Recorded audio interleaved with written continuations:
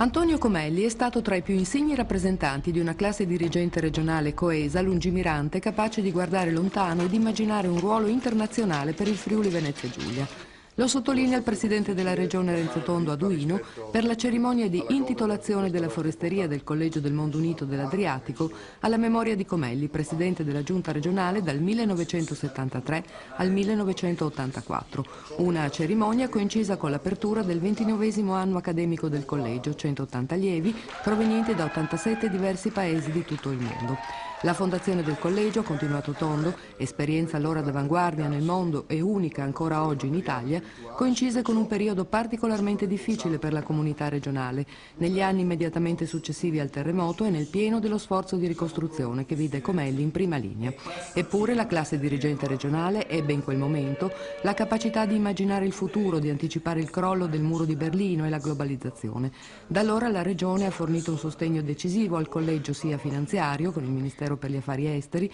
che mettendo a disposizione tutti gli edifici in cui si svolge la sua attività. In vista del trentennale del collegio sarà, ha concluso Tondo, importante coinvolgere e valorizzare la rete dei circa 3.000 ex allievi sparsi in tutto il mondo, che possono diventare i migliori ambasciatori del Friuli Venezia Giulia, del suo modello di civiltà e di tolleranza.